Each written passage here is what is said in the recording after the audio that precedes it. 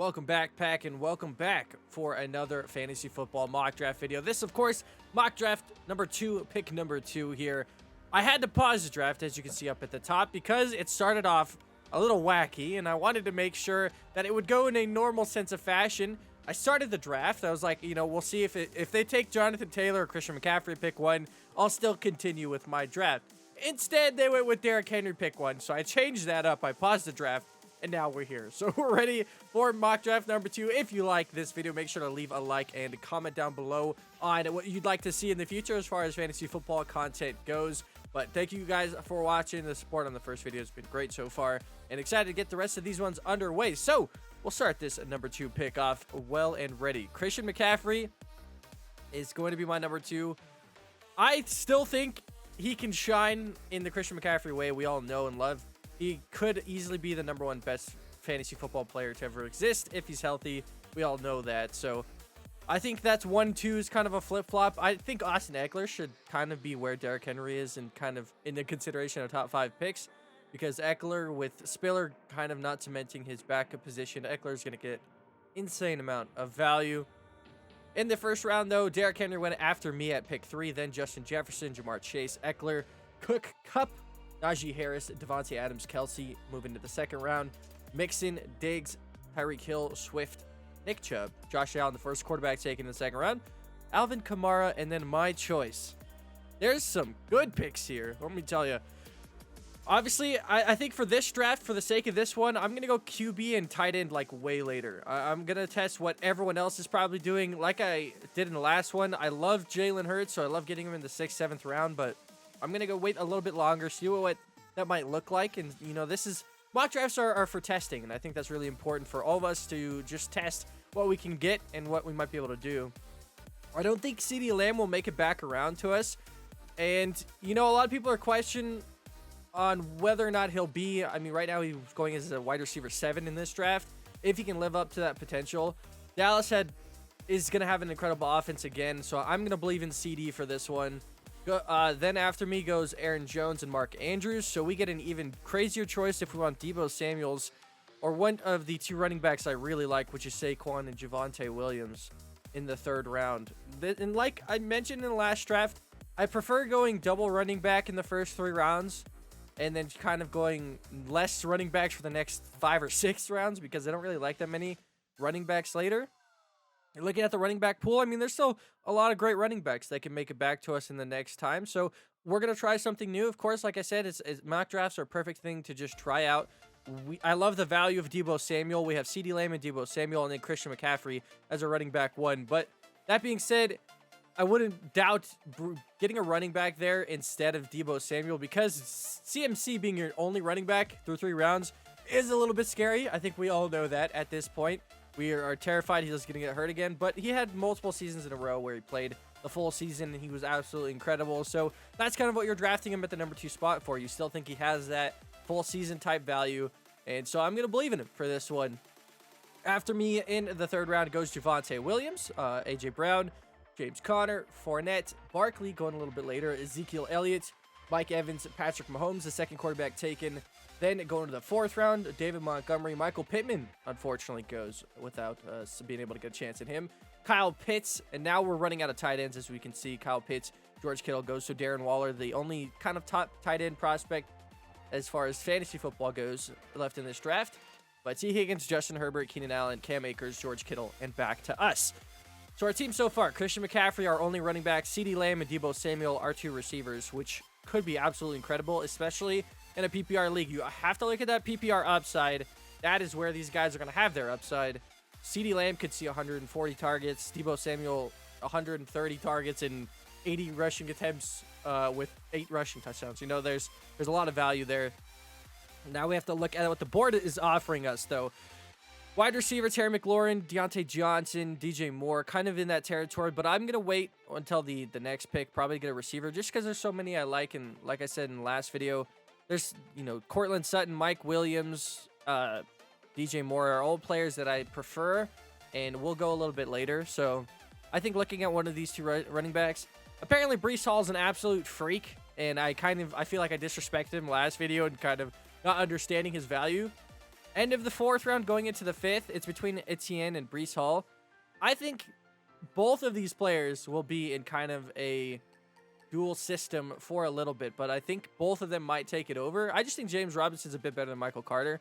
So I'm going to take Breece Hall here. This draft is like drafting to win a championship instead of just drafting to try and make playoffs. Like Breece Hall, Christian McCaffrey, if they both hit, it's going to be like the upper echelon top 3 running backs. Like these guys are going to be incredible if they hit. So this is definitely a different style mock draft where you're kind of going on talent and hoping that will match up to what you believe in. And so after me goes DJ Moore and Terry McLaurin. So wanted DJ Moore here. Now we can choose to either reach for another wide receiver, maybe take Travis Etienne since he came back to us. I haven't been choosing much Josh Jacobs. I don't personally believe in Josh Jacobs too much, but the Raiders did release Kenyon Drake. So he might still be in this 5th round and he's going to be pretty much a solo back for the Raiders. I just don't know if he'll have any receptions, especially in a PPR league. I mean, it's going to be Darren Waller, Devontae Adams. Like those are going to be 2 guys hoarding receptions. So it's going to be tough for me to see how he's going to be really successful. But there's not a lot of running backs I like after this. And there's a ton of wide receivers that I like after this. So I think here I am going to go running back. It is between Travis Etienne and Josh Jacobs. And since we're shooting to the okay, you know what? I was gonna take Travis Etienne. So I would say since we're shooting for the moon, I'll just go with the upside rookie values and just keep trying to stack. I'm gonna go Josh Jacobs here for like a solidified running back starter. Like Josh Jacobs will be the #1 player in the backfield for the Raiders. And we have uncertainty for sure in Christian McCaffrey and Breece Hall. We don't know if they're going to play the whole season. We don't know if Breece Hall is going to be the starter. So I'm going to go for a little bit of safety there in Josh Jacobs instead of going for someone like Travis Etienne, who could have upside but also could be splitting the backfield. So I choose to go the safer route there. After me goes Cortland Sutton, so someone who I was thinking of taking right there. Deontay Johnson, Darren Waller, Etienne, Mike Williams. So both Sutton and Mike Williams going a little bit higher in this draft.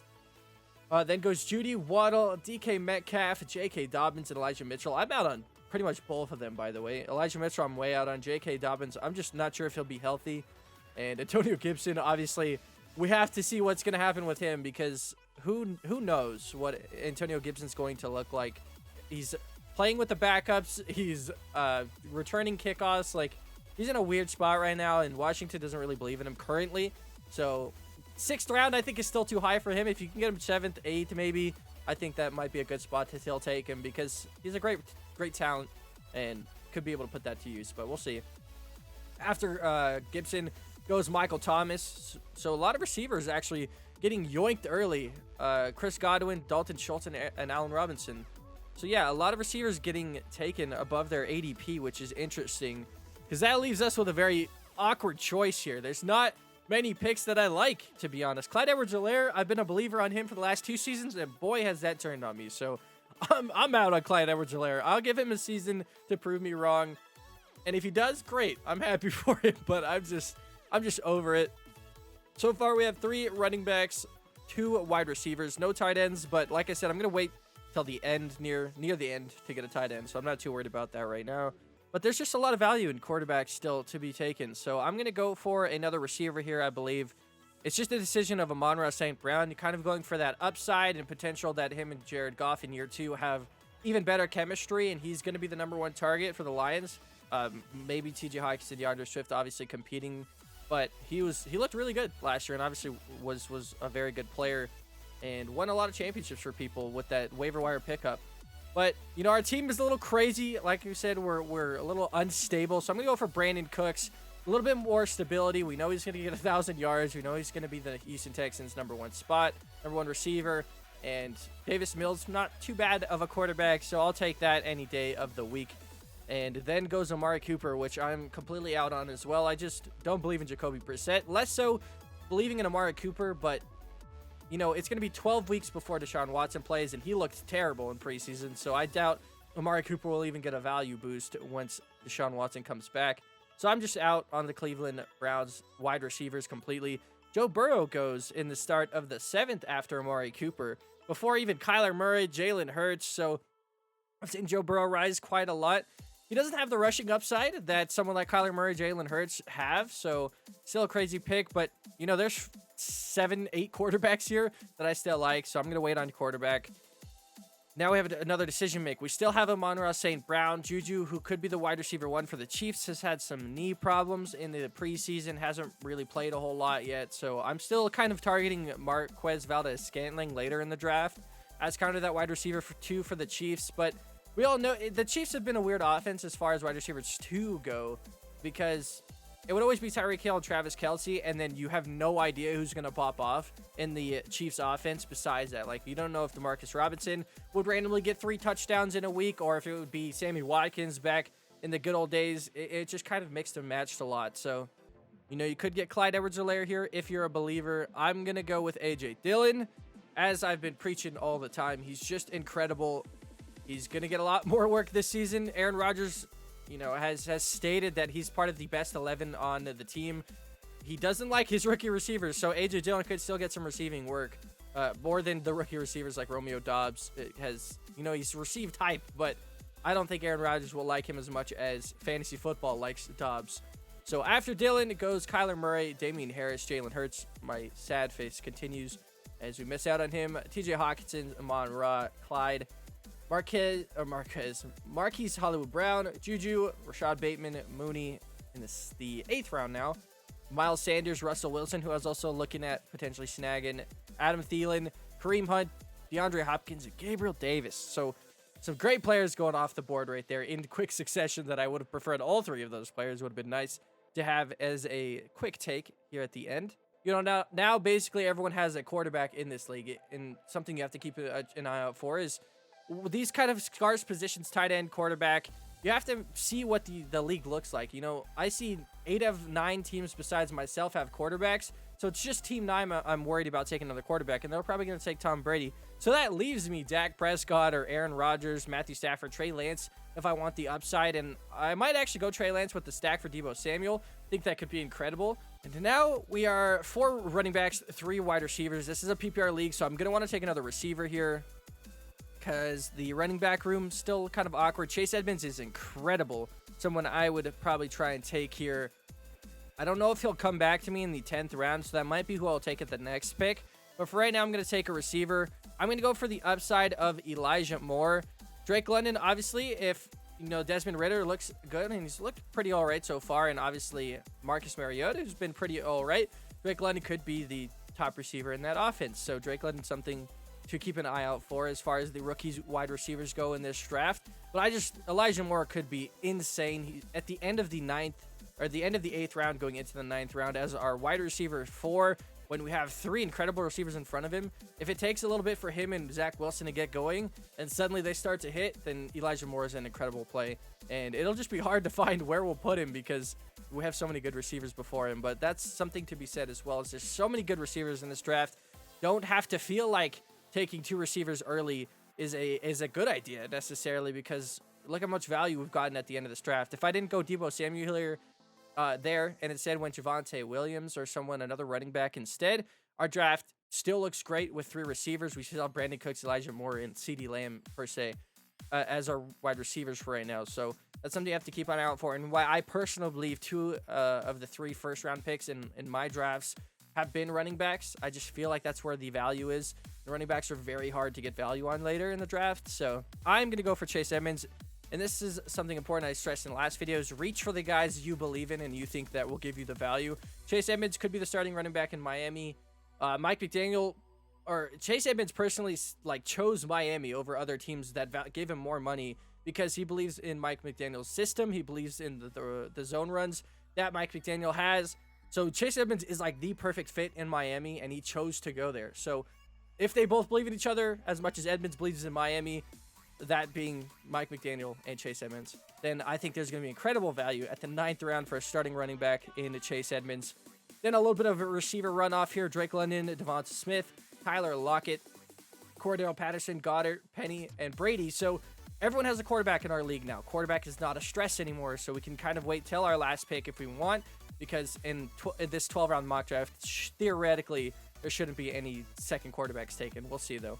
But everyone in this league has a quarterback, and we still have incredible quarterbacks on the value And that's why I wanted to wait a little bit, show you that value that still could be had, even if you wait till the 11th, 12th round, because we have Dak Prescott, whose offense was incredible. Obviously, the Dallas defense was just insane last year. Probably expecting some regression there, so you can expect Dak to get even better this year. Aaron Rodgers, we know, Hall of Fame quarterback going this late. Obviously doesn't have the rushing upside, but is, you know, a Hall of Fame quarterback. Matthew Stafford, the GOAT, Super Bowl winner, MVP-esque season from him. He's going to be just as good. And like I said, Trey Lance is someone I'm going to be targeting hopefully at the end of this draft in 11th or 12th round, because we have that Deebo Samuel stack, and Trey Lance, you're drafting for upside. And even if we miss on Trey Lance, we can always grab someone off the waivers if we wanted to after this draft would fold, per se. You want Kirk Cousins, Derek Carr. Like, these guys are very good, above average quarterbacks that if Trey Lance doesn't hit, you can drop one of your extra spots, your receivers or running backs here at the end of the 10th, 11th, 12th round for one of those extra quarterbacks, and you can wait to see if Trey Lance is going to shine while you have someone like Kirk Cousins just throw in for 250 yards and 2 touchdowns every week, which is very stable and very nice to have. So it's why I think it's really nice that we went for this different strategy, because these last 2 picks are going to be quarterback and tight end. So this is kind of our last, you know, kind of important spot, I guess. I'm not saying quarterback and tight end aren't important, but running backs and receivers are where that starts to trickle down a little bit. Our receivers are fantastic. I know we have 5 running backs already. And to be fair, running backs have a lot of upside too. So it's actually kind of a hard decision for me to try and take. I've already hyped up James Cook a lot. Obviously, a rookie running back for the Buffalo Bills, the brother of Dalvin Cook. But he looked incredible in preseason so far. Right now is behind Devin Singletary, and that's kind of the decision you have to make. This is kind of a 3-headed running back room in Buffalo. Zach Moss has been getting goal line. Devin Singletary has been kind of probably will just split time with James Cook. And we don't really know who's going to be the pass catcher in this offense just yet, or if Josh Allen even cares too much to give that over to the running backs. So James Cook is still a tough choice if you want something like that. Robert Woods, going to be great. He's just going to be very average and trying to be good. But I'm going to go for value and try and just, this is going to be my shot in the dark pick, just trying to see what happens. And for me, it's going to be Kadarius Toney. I think he's just going to be incredible. We saw what he can do last year with Daniel Jones and the kind of monster performances he's had. So a second quarterback and second tight end goes. So we're obviously going to have to take a quarterback or tight end here. Tight end, I'm not too worried about. So let's grab our quarterback. We're going to go with Trey Lance. We know that for sure. The quarterbacks are flying for some reason. You know how it is in random mock drafts with computers. But Trey Lance is going to be our stack with Deebo Samuel. And like I said, if he doesn't manage to pan out, you can get Kirk Cousins or Derek Carr later in the draft, after the draft has already ended. And the tight end's going to be our last pick, Albert Okwuegbunam, Alberto, for the Denver Broncos. I don't know if he's necessarily locked in starter. They drafted Greg Dulcich as kind of a good pass catcher. So, you know, it's still confusing there. And what I mentioned last video in the first draft, in the first pick, is Irv Smith, David Njoku. There's some tight ends down here that have the opportunity to just get incredible value where they're at. And I'm going to go with David Njoku here. I think it's a fun little end to this draft.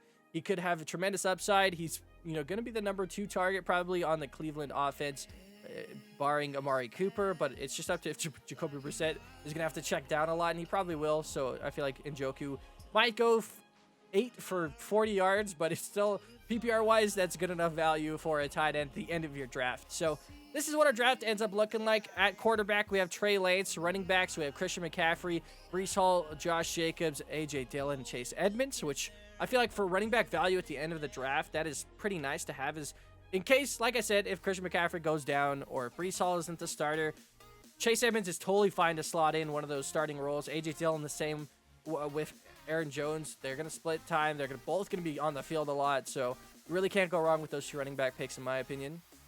And then at wide receiver, we have CeeDee Lamb, Deebo Samuel, Brandon Cooks, Elijah Moore, and Kadarius Toney. So a lot of upside at the end of this draft in general on both the running back and receiver side, which I really enjoy. You know, Elijah Moore, Kadarius Toney both going into their second year.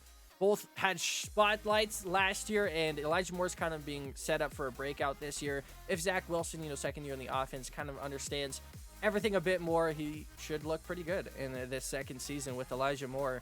And like I said, Kadarius Toney with Daniel Jones. Hopefully, Daniel Jones, I mean, he's okay at quarterback. So that's kind of all you need to expect, because Kadarius Toney is explosive and can get a lot of yards after the catch and can make for some explosive runs. So I like to get this upside. We got to just, this draft is all about upside. Like I mentioned, it's just hopeful to win a championship with this kind of a draft with these kind of upside players.